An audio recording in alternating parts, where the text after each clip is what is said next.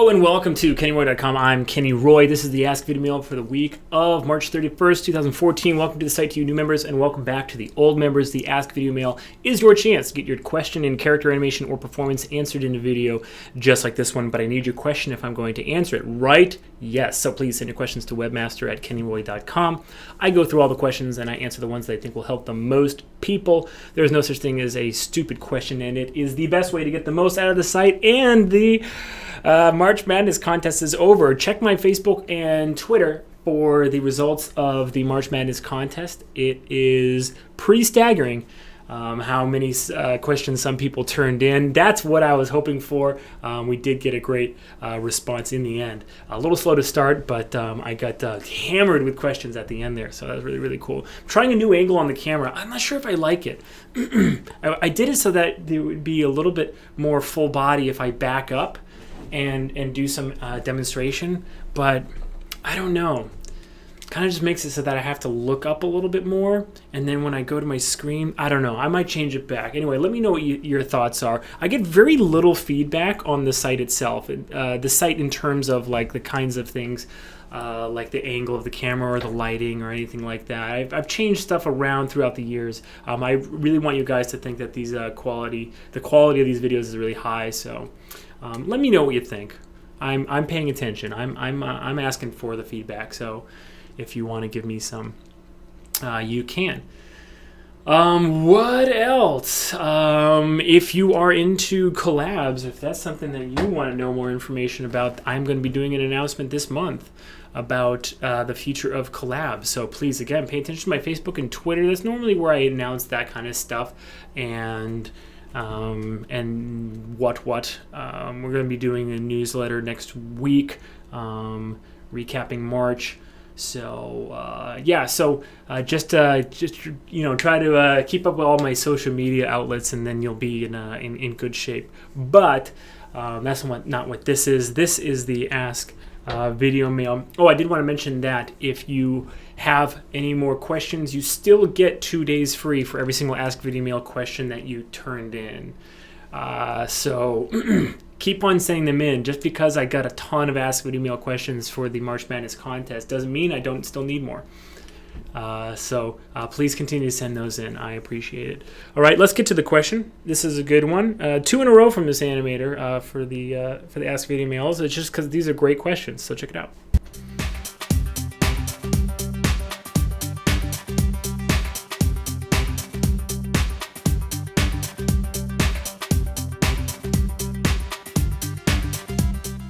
Another great question. Thank you for sending that one in.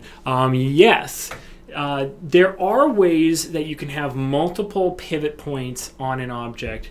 However, it's very cumbersome.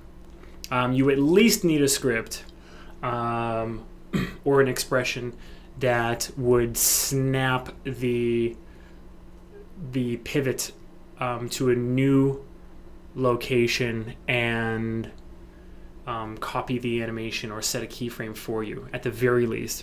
So you're right in that there's no way for that walking stick to basically be stuck on the ground if it is attached to your IK hand, because you would have to to rotate it would be extremely cumbersome. So you would need a locator that you can put on the ground, and the pivot would have to be on the ground. So I'm going to show you kind of how to set that up and talk about how it would fit into a walk cycle, okay? Here's good old Bloke. We love Bloke, right? And he's got a walking stick. The way I would set this up is I would make a locator, and I would just snap it to the ground here. And just for speed right now, I'm just going to parent this underneath the locator. And then in order for the hand to move with the cane, you'd have to parent and constrain it like this. Make sure maintain offset is on. Okay, so now we have it. Okay. Unfortunately, there is no super easy way for you to make it so that the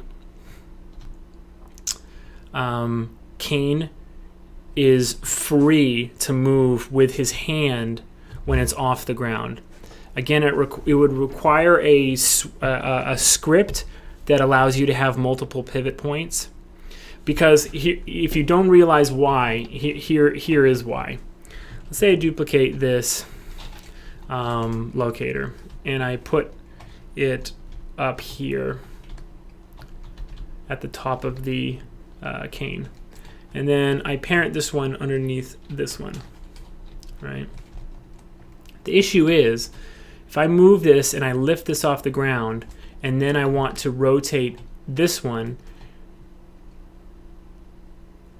obviously that looks like it's working, but it's only dependent on the pivot point of this child locator as far as where it's going to go. So if you can imagine, very, very quickly it's going to get super cumbersome to animate this in the air. Well, let's just pretend. We're not going to set any keys. We're just going to pretend, okay? So it's on the ground right there, and it's just about to be lifted off the ground, right? So then he lifts it off the ground, and then he rotates it forward, and he's about to place it down, and then he places it down. It's kind of a little bit of a short walking stick. Maybe I should have done a better one. Now, let's have him walk forward, right? He takes a step, and this needs to pivot on the ground. Whoop. There we go, right? How cumbersome is this now? Lifts it up. Uh-oh, now we're getting into huge trouble. You see this? Puts it down. Walks forward. It rotates on the ground. The ground contact would work great, right? I mean, because you never lose this, right? But then here we go again. Now it's all the way back here. You're losing basically, and now look at this rotation. So you can imagine trying to keyframe this. It would not go nicely from this backwards position to this forward position by setting those two keyframes right there. It's probably going to like whip out and then place right. So this entire setup completely breaks down very, very quickly, unfortunately.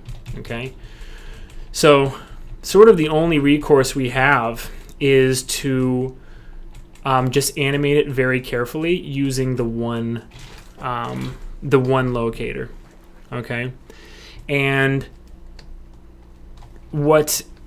the amount of care that you have to take to make it so that it doesn't look wonky, I would say, is not substantially more than the kind of care you'd need to take making sure like your arcs are great in your animation anyway. Especially if you're doing a walk cycle, you're typically talking about somewhere between maybe 10 and 16 frames. And that's really not a lot of frames to even go, on ones and make something look good. Just like having to polish, 16 frames on ones, that's not very much at all. Now, if you're doing some sort of like custom thing, some wacky thing for like a 300 frame shot, well, it's going to be a lot more work to get this to look right. But again, not substantially more, not so much more that you shouldn't be able to do it. Now, the next part of the question was, or I guess, this was not just a question how to make a character walk with a walking stick, what the setup should be. This is a walk cycle with a walking stick. Now, I want everyone to answer this for themselves. What you know about walk cycles, what I've taught you about walk cycles, how, what do we do with stride length in terms of picking the objects that are going to be affected by stride length, right? Which objects are those? Answer that for yourself. You have to pause the video and think about it. Go ahead and do that. If you have to pause the video, go into the archive, buy the download for the quick quad walk or the male-female walk cycle lecture, then go ahead and do that. Or if you have to Google stride length, I don't think it's out there, but if you want to try to do that, go ahead. Okay, so hopefully you've unpaused and you have your answer. We apply stride length to the translate Z of every single world space mover. What are those? In a character that has FK and IK arms, IK legs, and a con or a cog or a root, centered in the middle of his body. Those are the controllers. So 2 hands, 2 feet, and that cog, right?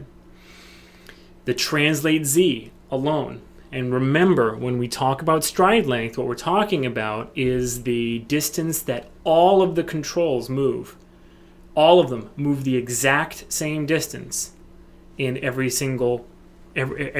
repetition of that cycle, okay?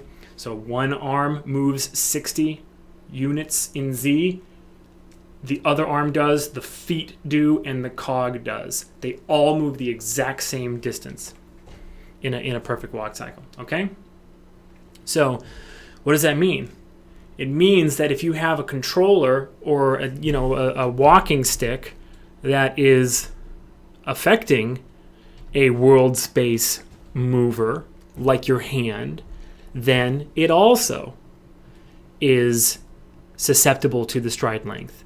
This locator at the ground here has become one of the, it's standing in for, it's a proxy for his right hand control.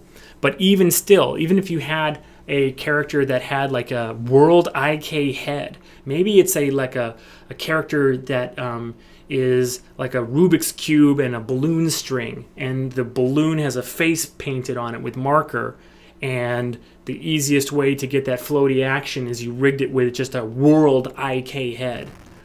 Well, that would have stride length applied to it, right? So with this character, we have right arm basically controlled by the locator, left arm, cog, 2 feet. Those are our IK movers, okay? Now, one thing that you have to realize is, and this is in the rig testing lecture, which I highly recommend. I feel like it's a little bit overlooked because people feel like they know what to look for in a rig. There's a lot of things that you can look for in a rig that will save you a huge amount of headaches down the road. One thing we need to make absolutely certain of, is that your mover that is in world space is in the exact same scale of the object space of your world IK or of your IK movers. Here's what I'm talking about. If you select a control and you expand the outliner like I just did, you'll see that this control is nested underneath a group, which is nested underneath another controller, which is nested underneath a main group. All of these groups and controllers and whatever could have a little bit of scale or weird orientation, rotations, or translations, okay?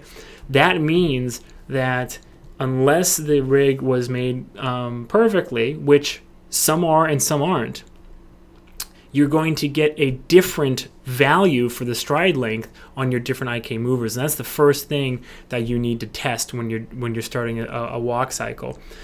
The problem is I have a locator that has some weird translations on it. So really, actually, the very first thing you need to do is I'm just going to delete this parent constraint. Where'd it go? Here it is. First thing you need to do is you need to freeze transformations on this locator, okay? And then test if all of your IK movers are moving the exact same distance. The way you do that is before you make that constraint, select them all, okay? And a good way to do this would be, let me think here first for a second. I could zero this, and then we could do it with the cog. Well, I've already tested Bloke and his. All right, there's two ways to do this. I could zero these and then put the cane back up to where his hand is zeroed, and that's probably how you would want to do this when you're setting the scene up. But I didn't set it up this way. It doesn't really actually matter. I know his two hands because I've tested it before. I know that his two hands are correct to each other. So I'm going to select the locator. Which one of these moves him? Okay, I'm going to select his root, this locator, his feet, and both hands. All right, and I'm going to just move them. Just make sure. Okay, yeah, it's selected. I'm going to move them just an arbitrary distance in Z, and now I'm going to check and make sure that they all move the same distance. Okay, I can't check this hand, because I'd have to zero it and then put the cane back. That would have taken me 2 minutes that you don't want to watch. So this one is 5.662. This one is 5.662. This foot is 5.662. This one's 5.662. And now the moment of truth, there it is. The locator is 5.662. So I already knew that because I've tested Bloke 1,000 times. I've even done it on in an Ask Videomail before. But it turns out that Bloke's controls are all basically the exact same object space, and they line up with world space. There is still a way to make it so that your cane would work if they have different object space. There is still a way. It's a little bit more complicated, but what you basically have to do is to nestle this locator underneath the same groups in the rig that the controllers are all getting those transformations from, and then do your constraint, and you should be fine. It's a little bit more complicated. It doesn't take too much time, but I did want you to know that it's possible, and that's how you do it. But in general, you can animate this the exact same way that you would the hand of your character, taking into consideration stride length. So you do the walk cycle workflow. We've talked about it 100 times on kennyroy.com. You spread the legs, come up with basically that number, double it because that's your stride is 2 steps, right? And then this cane, you'd set your start pose. Oops, let me constrain it real quick. You'd set your start pose. Maybe he starts with it forward or whatever, and then you'd go to the end, set your end pose, and then add in Translate Z, add your stride length to that. It's easiest in the graph editor, and then everything in between you can just animate on the timeline, knowing that you've actually put in that mathematical stride length, and everything's going to be beautiful and perfect and wonderful and fantastic. Okay. That's a really fun question. Thank you for sending that one in. Remember, the address to send them to is webmaster@kennyroy.com. I can always use more Ask Videomail questions. I do have almost 300 now, with 6 years worth. But there are a lot of doubles and duplicates. A lot of people came up with the same ideas. So I can always use more. And take advantage of that because you still get 2 free days for every single question that you send in. All right, just think of how many free days these people that participated in the contest got, even if they didn't win. Some people are going to be around for a while, and that's great. We love to have them, and I love to have you. This has been great. I hope this gave you a little bit of help. Jason, yes, Jason, and everybody else has been great. Thanks a lot. Good luck with your animation, and as always, rock on.